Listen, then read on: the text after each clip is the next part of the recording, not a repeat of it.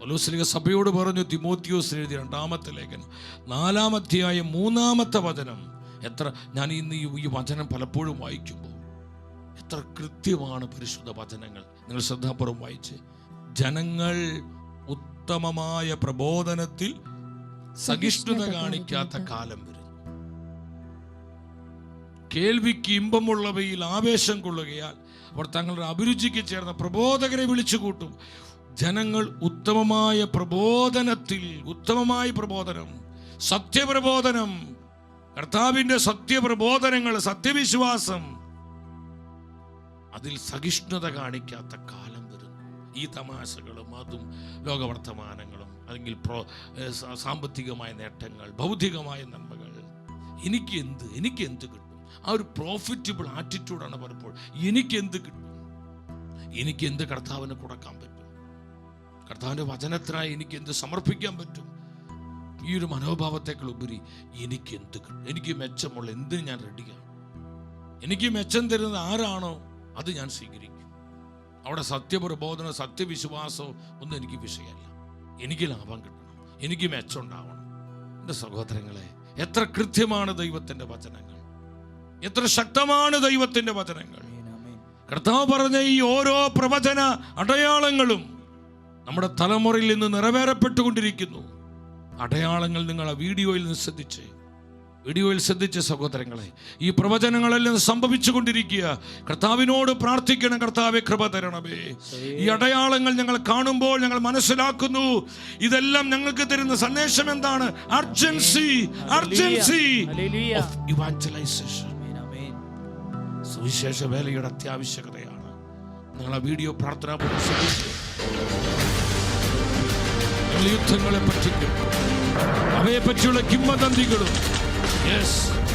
ഇന്ന് ലോകം വലിയ യുദ്ധഭീഷണിയിലാണ്. പല ലോകരാജ്യങ്ങളും യുദ്ധക്കെടുതിയിലാണ്. ടെററിസം, ഭീകര സംഭവങ്ങൾ നിങ്ങൾ കാണും. ഇന്ന് ലോകരാജ്യങ്ങൾ ഏറ്റവും അധികം ഭയപ്പെടുന്നത് ടെററിസത്തിനാണ്.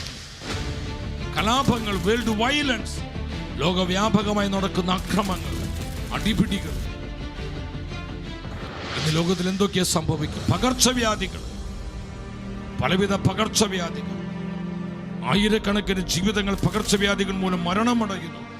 ഇത് ഇന്ന് പെരുകി വരും. മഹാമാരികൾ, ക്ഷാമം. ഈ മോഡേൺ വേൾഡിലും പട്ടിണി മൂലം മരിക്കുന്ന ലക്ഷക്കണക്കിന് കുഞ്ഞുങ്ങളുണ്ട്. പ്രകൃതിക്ഷോഭങ്ങൾ, നാച്ചുറൽ കലാമിറ്റീസ്, ചുഴലിക്കാറ്റ്, പേമാരികൾ, മിന്നൽ പ്രളയം, ഭൂകമ്പങ്ങൾ. സഹോദരങ്ങളെ, ഇസ്രായേലിനോടുള്ള ശത്രുത,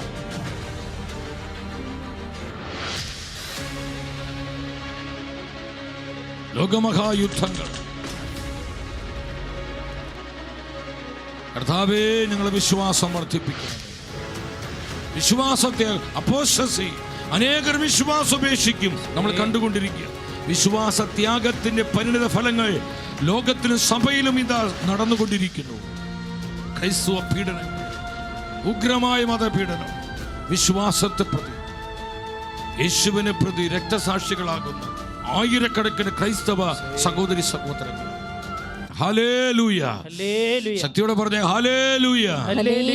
എന്റെ സഹോദരങ്ങളെ, ഈ അടയാളങ്ങൾ അവിചാരിതങ്ങളല്ല. നമ്മൾ ലാഘവത്തോടെ ഈ അടയാളങ്ങൾ കണ്ടുപോകരുത്.